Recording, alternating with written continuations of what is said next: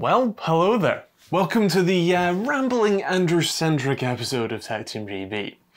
Every now and again I like to give a bit of an update to you all about me, about the sort of my ever-failing health, and what's on the way for the channel.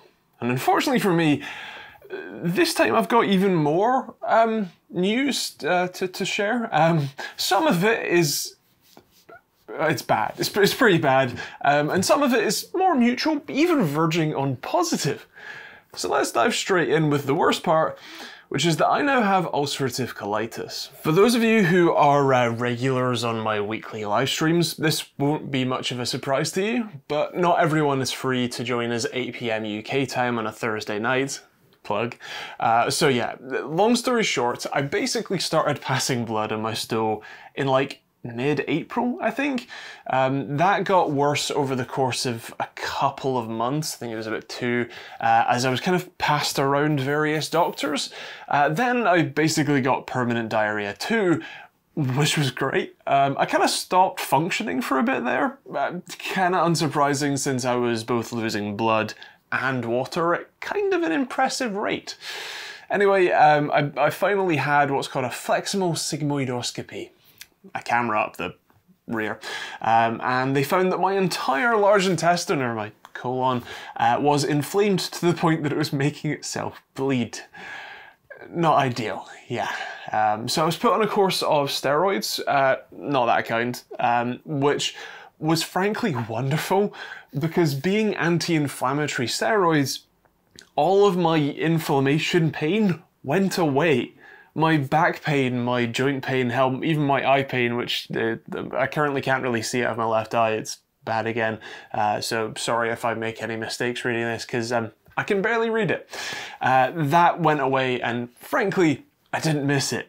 Now sadly I can't stay on those steroids long term, because, well, one, they literally sap the calcium and vitamin D straight out of your bones, and two, a high enough dose that I actually get some benefit from, especially for longer periods, basically drives people insane, and, well, I'm crazy enough as it is.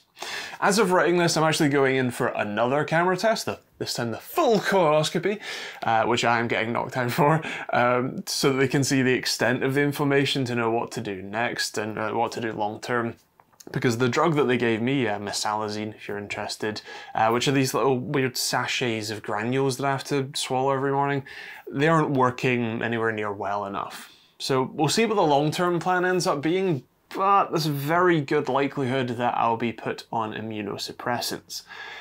That's kind of scary, because while it isn't quite the whole, like, if I get a cold I die type thing, I still need to be really careful, and if something like COVID comes along again, well, yeah, that would just kill me.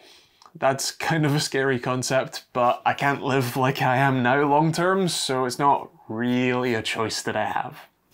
So yeah, that's point one. It is frankly quite a lot to deal with, on top of my already just numerous daily life challenges, but, you know, I had to be nerfed. I'm too powerful. Now, part of that power likely comes from the next point. I'm now officially autistic. I've got the piece of paper and everything. I've been on the waiting list to be assessed for 3 years now. I applied not long after being diagnosed with ADHD too, so it's pretty nice to have it kind of like finally confirmed and official. It frankly explains quite a lot about why I hate going to events, hate emailing people, really hate phone calls. I just generally am a bit weird. It's fun because ADHD and autism kind of play off each other, so I'm super interested in tech, enough to make my own hardware tools for testing tech, but I also get ridiculously bored, like insanely quickly, and have to keep things moving, keep things changing to keep it interesting. That's why I can't just stick to reviewing like one specific set of products.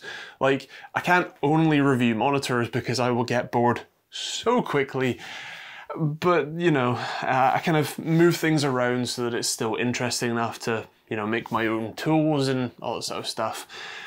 It's a bit of fun. Also, as a general rule, if you genuinely enjoy watching, especially my videos, I don't want to be an armchair psychiatrist here, but you're probably what the kids call neurospicy. Just saying. We tend to group up, often without even knowing it. The last sort of health-related point, just a quick one, because I'm not really ready to share this one with the world yet, but over the next probably year or so, you're likely to see some changes. To me, for the better, I would say, but yeah, I'll let you infer from there. Oh, and another interesting development for the better is that by the time this video actually goes out, myself and my wonderful wife will actually own this house. Well, 40% of it anyway. That means that once I've got all of the structural issues that you can't quite see, but trust me, there's some problems, I'll be able to do some stuff properly, like proper smart lighting, heating, and air conditioning too.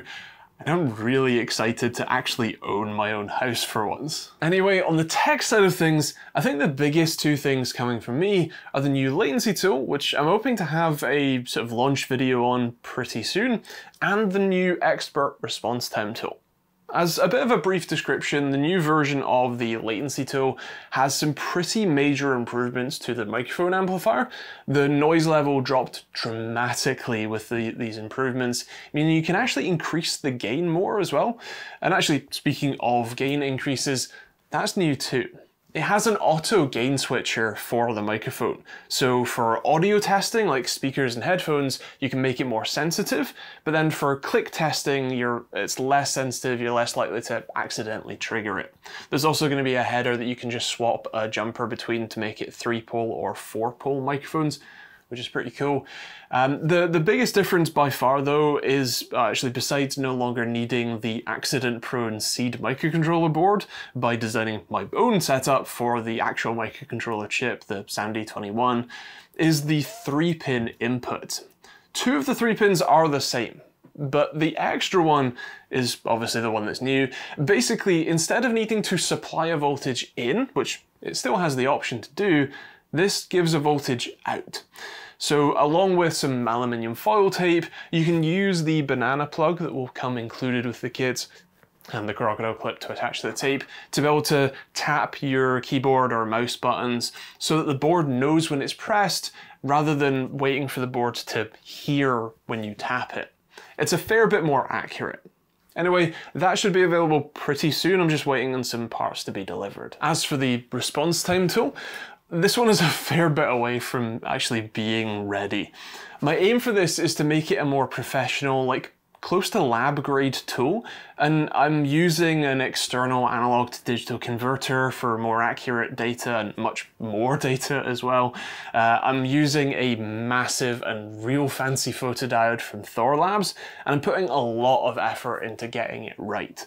When this is ready, of course I will have a full video on it, but the aim for this is much more for companies. So while I will make this available for anyone who does want to buy one, it will be a fair bit more expensive than the current tools and they aren't going anywhere. And if companies want one, well, that'll be included as part of a service contract for custom software to go along with it.